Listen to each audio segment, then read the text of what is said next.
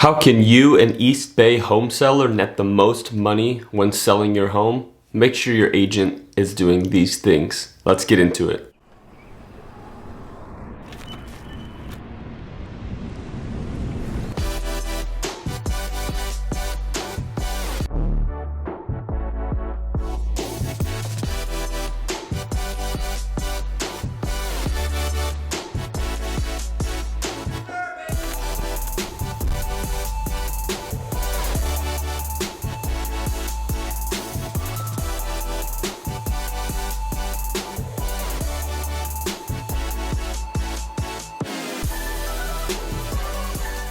If you don't know me by now, I am Cooper Eisenmann, a full-time real estate agent specializing in the Tri-Valley and San Ramon Valley areas of the East Bay area.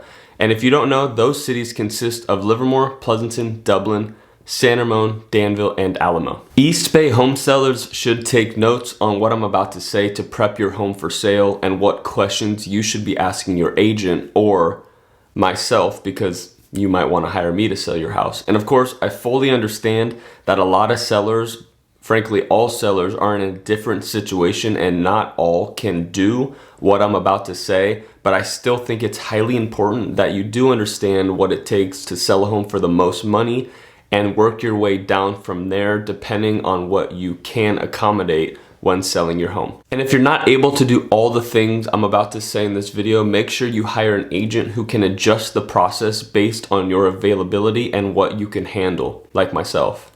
So let's get into exactly what I would do to prep and price a home to make sure it gets the most money on the open market. And this hypothetical house that I'm going to explain is going to be vacant with nobody living inside of it, because that is the best way for me to do all the things that I want to do to list and prep a home for sale. Now, number one on my list is home staging, and this, in my opinion, is one of the most important aspects to listing and selling a home on the open market. It needs to feel welcoming, inviting from online, and staged in a way that makes the space filled but not overcrowded. This, of course, only works if one, the seller has already moved out and the house is completely vacant, or two, the sellers are in such a position where they can move all of their stuff out to accommodate staging. If you are still living in the home and you're not in a position to move all of your stuff out to accommodate showing, then I highly recommend decluttering the home as much as possible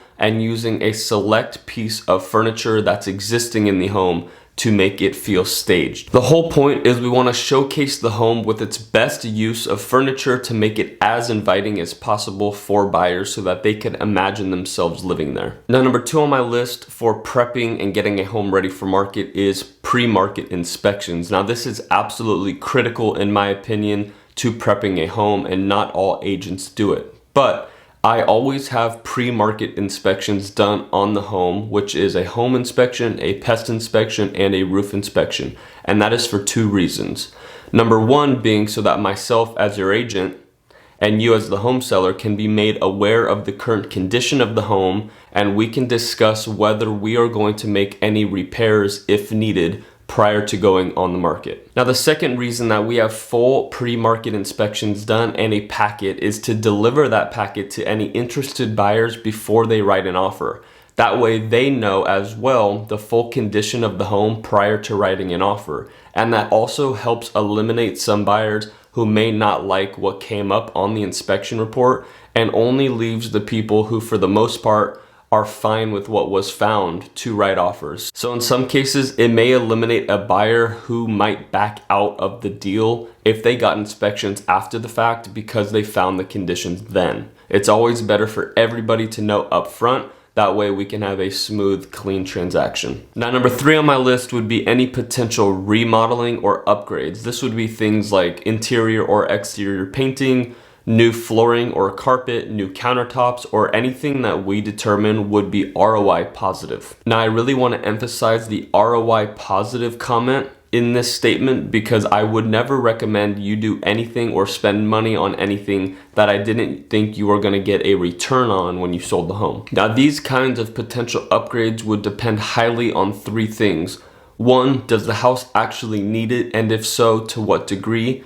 2, are you the seller in a position to do these upgrades, whether it be financial or logistical? And number 3, is what I offer in my listing package going to cover what I recommend be done anyway, so you don't need to come out of pocket for anything else, which of course we would have a discussion about when you hire me to sell your home. Now, I have a ton of experience with both doing exactly what I just said in this entire video with many sellers, and as well as adjusting my service to help accommodate the needs of the seller who's still living in the home. So I can tell you from experience, if you're gonna go the full package with what I just outlined in this video, it can be difficult and it can be time consuming, but I can tell you it will be worth the wait in the long run when you end up selling your home. But of course, I fully understand that not all sellers are in the same position and some just cannot accommodate what I just said. So of course, let's adjust the listing package to help accommodate your wants and needs and your current situation to help you maximize the selling price of your home. So that's it. If you have any questions for me about buying and or selling a home in the Tri-Valley or San Ramon Valley areas, or